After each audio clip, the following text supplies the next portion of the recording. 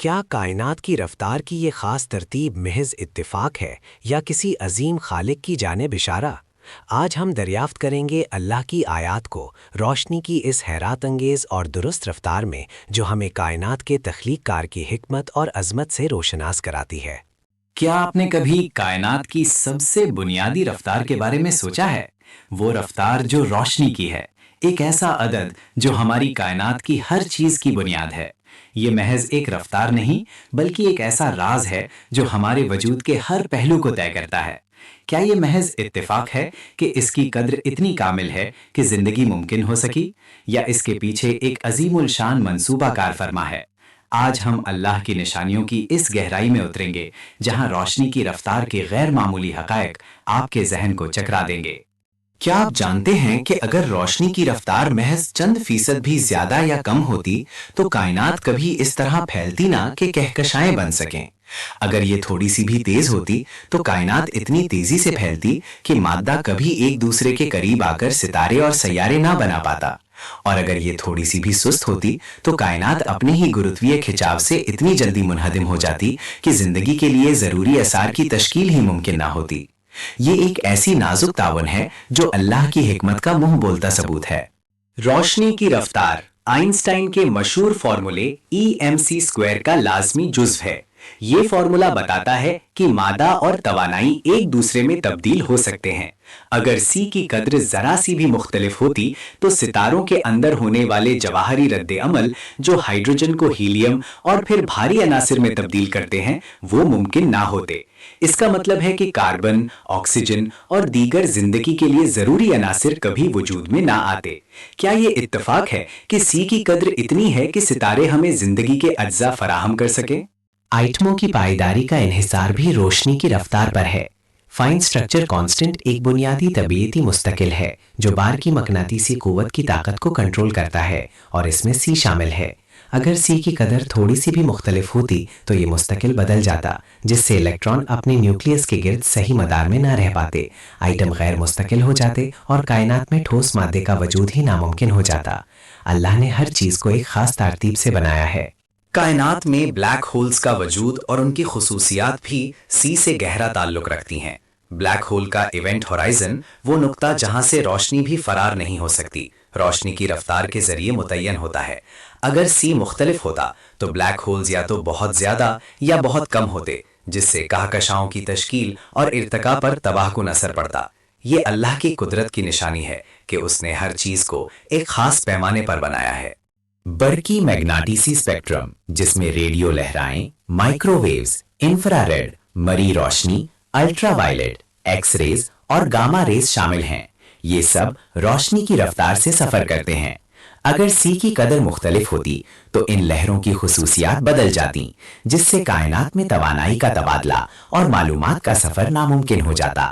ہم سورج کی روشنی نہ دیکھ پاتے اور نہ ہی کائنات کے دور دراز حصوں سے آنے والی معلومات کو سمجھ پاتے۔ آئنسٹائن کا نظریہ اضافیت، جو وقت اور مکان کے باہمی تعلق کو بیان کرتا ہے، اس کی بنیاد روشنی کی رفتار کا ایک مستقل ہونا ہے۔ اگر C متغیر ہوتا تو وقت کا پھیلاؤ، ٹائم ڈائلیشن، اور لمبائی کا سکراؤ، لینتھ کنٹریکشن جیسے مظاہر نہ ہوتے، اور ہماری کائنات کا یہ بنیادی ڈھانچہ ہی تباہ ہو جاتا۔ کیا یہ محض اتفاق ہے کہ ایک ایسی رفتار موجود ہے جو وقت اور مکان کو ایک ساتھ باندھتی ہے؟ قبیلہ مشاہدہ کائنات کا سائز، جو تقریباً 138 ارب نوری سال ہے، براہ راست روشنی کی رفتار اور کائنات کی عمر سے جڑا ہوا ہے۔ اگر C کی قدر مختلف ہوتی تو ہم آج جو کہکشاں اور ستارے دیکھ رہے ہیں وہ کبھی ہماری نظروں تک نہ پہنچ پاتے۔ اللہ نے ہمیں ایک ایسی کائنات میں رکھا ہے جہاں ہم اس کی وسیع نشانیوں کا مشاہدہ کر سکتے ہیں۔ زمین پر زندگی کے لیے فوٹو سنتھسس ضیاء تالیف کا عمل ناگزیر ہے۔ پودے سورج کی روشنی سے توانائی حاصل کرتے ہیں، اور اس عمل میں فوٹونز کی توانائی hc لیمڈا کا ایک خاص حد میں ہونا ضروری ہے۔ C کی قدر اس توانائی کو براہ راست متاثر کرتی ہے۔ اگر C تھوڑا سا بھی مختلف ہوتا تو پودے سورج کی روشنی کو مؤثر طریقے سے جذب نہ کر پاتے اور زمین پر زندگی کا سلسلہ شروع ہی نہ ہوتا۔ کائنات کی روشنی کے لیے شفافیت بھی C پر منحصر ہے۔ اگر سی کی قدر مختلف ہوتی تو فوٹونز اور مادے کے درمیان تعاملات بدل جاتے، جس سے کائنات بہت زیادہ مبہم ہو جاتی، دور دراز کہکشاؤں کی روشنی ہم تک نہ پہنچ پاتی اور ہم کائنات کی وسعت اور اس کی تاریخ کا مطالعہ نہ کر پاتے۔ یہ اللہ کی قدرت ہے کہ اس نے کائنات کو ہمارے لیے قابل مشاہدہ بنایا۔ کیزیمیر ایفیکٹ ایک کوانٹم مظہر جہاں خلا کی توانائی سے قوتیں پیدا ہوتی ہیں، بالواسطہ طور پر فوٹونز کی خصوصیات اور سی پر انحصار کرتا ہے۔ یہ مظہر مائکرو اور نینو سکیل پر بہت اہم ہے اور اس کے بغیر مادی دنیا کی کچھ بنیادی خصوصیات تبدیل ہو جاتی ہیں۔ یہ اللہ کی تخلیق کی نفاست کو ظاہر کرتا ہے۔ چیرنکوف ریڈیشن، جو اس وقت پیدا ہوتی ہے جب ذرات کسی میڈیم میں روشنی کی رفتار سے زیادہ تیزی سے سفر کرتے ہیں۔ اس کا وجود خلا میں روشنی کی رفتار کے ایک مطلق حد ہونے کی وجہ سے ہے۔ یہ مظہر نیوکلیئر فزکس اور ذراتی ڈیٹیکٹرز میں اہم ہے۔ اگر سی کی یہ خاص حد نہ ہوتی تو یہ مظہر بھی نہ ہوتا۔ ذرات کے جوڑوں کی پیدائش، پیر پروڈکشن، جہاں توانائی سے مادہ اور ضد مادہ پیدا ہوتا ہے، EMC² کے ذریعے کنٹرول ہوتا ہے۔ اگر سی مختلف ہوتا تو مادہ کی تخلیق کے لیے توانائی کی حدیں بدل جاتیں، جس سے ابتدائی کائنات میں مادے کی تشکیل کا عمل متاثر ہوتا۔ یہ اللہ کی قدرت ہے کہ اس نے مادے کو توانائی سے پیدا کرنے کے لیے ایک خاص معیار مقرر کیا۔ سکلے لہریں جو زمان و مکان میں لہریں پیدا کرتی ہیں، وہ بھی روشنی کی رفتار سے سفر کرتی ہیں۔ ان کی دریافت اور کائناتی واقعات کے بارے میں ان کی معلومات کا انحصار سی کی اس خاص قدر پر ہے۔ اگر سی مختلف ہوتا تو سکلے لہروں کا برتاؤ اور ان کا پتہ لگانا بہت مختلف ہوتا۔ کائناتی مائکروویو پس منظر CMB کی تبکاری، جو بگ بینگ کا ایک اہم ثبوت ہے، اس کی یکسانیت اور درجہ حرارت میں معمولی تبدیلیاں اس لیے قابل مشاہدہ ہیں کہ اس دور کی روشنی سی کی بدولت ہم تک پہنچ سکی۔ یہ اللہ کی نشانی ہے کہ اس نے کائنات کے آغاز کے شواہد کو ہم تک پہنچنے دیا ہے۔